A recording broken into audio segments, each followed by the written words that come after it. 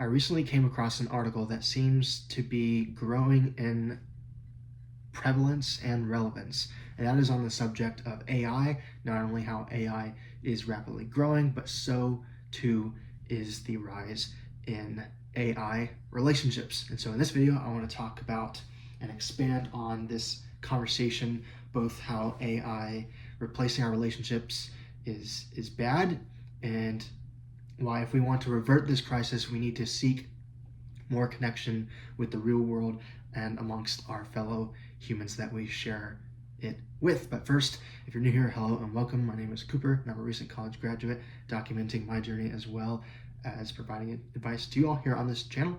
So if that's something you are interested in, feel free to stick around. All right, let's hop into it. So obviously, AI is on the rise. More and more people are using AI today than ever before. And AI is super useful. It helps out with a lot of everyday tasks. For instance, AI can help you write your text or your emails.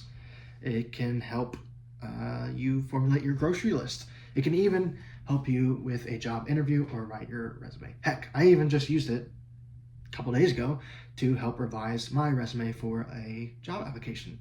And so AI has a lot of great uses, and people are using it, taking advantage of it. However,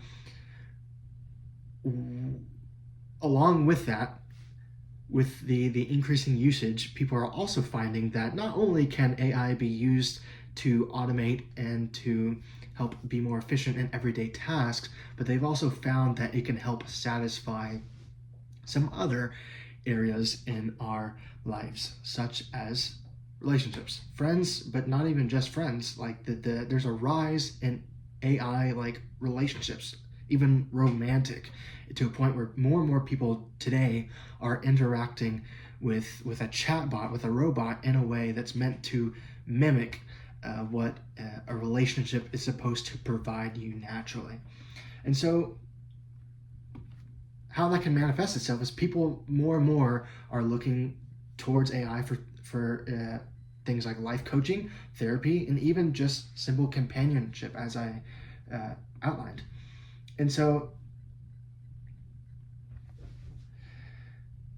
when people start to lean on their AI relationships in ways that they aren't used to leaning on other human beings, there could be a couple of reasons for that. One, we are seeing the most lonely generation in history right now. The young generation, Gen Z and younger, is the loneliest generation.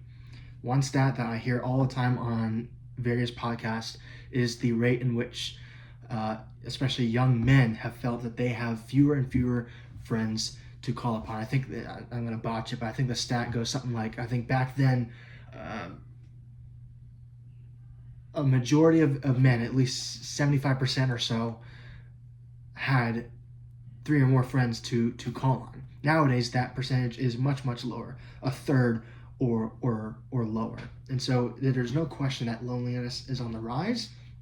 And furthermore, with this rise in AI and the magnitude in which people are flocking to it in order to help satisfy this epidemic, if you will, it's a real problem. And the first point is that, like, people aren't being used to leaning on human beings. Like the problem of loneliness started occurring way before AI came into existence. And so we know that there's a core problem. AI isn't necessarily the causer of the loneliness epidemic, but it's definitely not a good solution. And so how may you ask, is AI being counterintuitive, right? People are looking to AI, and people are obviously, enjoying it. More and more people are doing it. More and more people are staying on it. So why is it such a problem, right? Well, the first thing is that AI is not a person, right? It doesn't have a brain like you. It can't relate to you on the same level that a friend, a family, a spouse or partner can help you, right? It can't relate to you on that human level. The best it can do is mimic and mock human existence, of which it was actually programmed to do. And then that's the crux of the issue. It was programmed. AI is a artificial intelligence, literally an artificial made by man in order to replicate man. And so it's a weird thing. Like we're lonely, we don't want to associate with man, but we'll associate with man's artificial version of man. So it's a weird cycle, but people are addicted to it because just like any other product, it was made to be used and to keep being used. And in order to keep being used, AI, according to its algorithms, right, oftentimes will spit out things in order to keep you hooked. Things like, supporting people in, whatever prompt. It's an engine that's meant to feed you an answer with what it's being asked. And oftentimes it can feed you answers that are meant to support you out of fault, right? It doesn't want to push you away. If anything, it wants to bring you closer. And if I were to say, okay, take out the AI, right? Say you had a friend who, if you were describing them to me, you would talk about them in a way that, oh yeah, they're really supportive. They're always there. They always say like what I want to hear. And because of that, they're really supportive and I love them. They're the best friend I have. If you were to say that, I'm sure most of you probably started to hear that and be like, whoa, hold on a second. I know most of my friends, they call me out on my stuff, right? That they help me because they can relate to me, but they can also keep me in check and hold me accountable. They don't always just feed in to what I am telling them, right? But that's what AI does. And for some reason, many of us, we don't connect the dots and we don't see the correlation between those two. It's almost like we see it's AI and thus, well, AI has been super helpful in all my other, handy dandy day-to-day tasks like grocery lists, like resumes. It can write all that stuff for me. So surely, like what it's telling me with my relationships is fine, right? But no, it's not fine. Because what people are still missing, regardless of the comfort that AI may provide, AI is still lacking. It can't show real compassion. It can't show real empathy. And on top of that, like I was saying, it isn't always honest, or at least honest enough. There's a real danger, again, in how AI tells people what they want to hear rather than what they may need to hear. And that is the prime territory for getting stuck in a cycle of consuming what you may call, empty calories, right? AI acts like a friend. It mimics a friend. But as I was saying in my example, my analogy earlier, is a friend that tells you exactly what you want to hear, a true friend. And I would argue that not so much.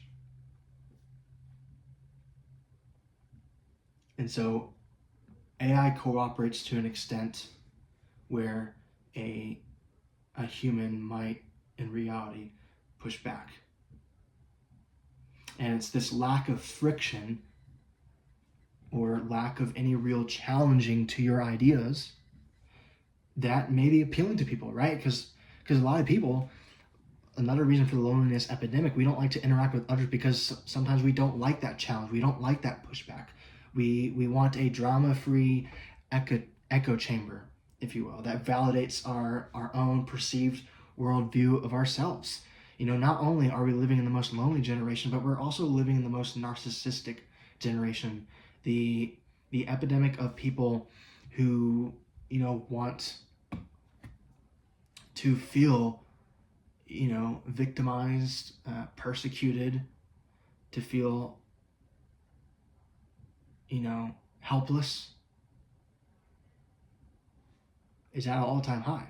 And so it's no wonder that those same people who want their feelings heard but don't necessarily want anything done about it, would seek comfort in AI that does exactly that. So is it fair to say that people who seek comfort in AI, most of them aren't actually seeking the therapy or the help? They just want someone to cope with them. They want something, even if it's a robot, to help them rationalize what they're thinking and justify their victim mentality, right?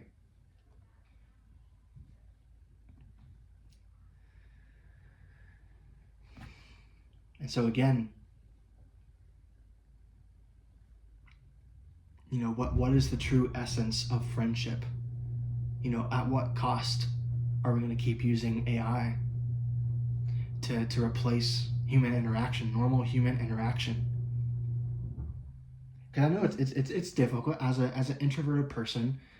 I relate to a lot of those people who, even past all the extra stuff that regardless of the narcissism or victim mentality, like at a core fundamental level, I can relate to the desire to not necessarily interact with people, to want to kind of like step away, and don't want to be in the middle of the party, right? Don't want to interact with people, out of whatever fear it may be, embarrassment or lack of confidence, self-confidence, right?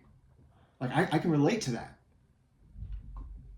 but I also understand that as humans, we need relationships to be fulfilled. It is a must. It is a need. It's not a want. It is a need. And regardless of how messy or complex people may be, like it's an investment worth pursuing and needed of pursuing. And so, wrapping up here, like my challenge to the people out there who are seeking, connection in the void, seeking connection in the mindless and the artificial. I would encourage you to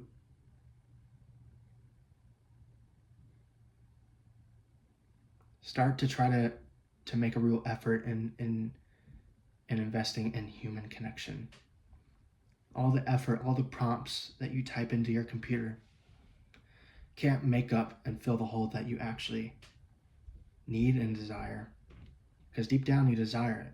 That's why you're asking. But you're asking the wrong person. It's not even a person. You're asking an algorithm, right? So yeah, that's all I had on this video.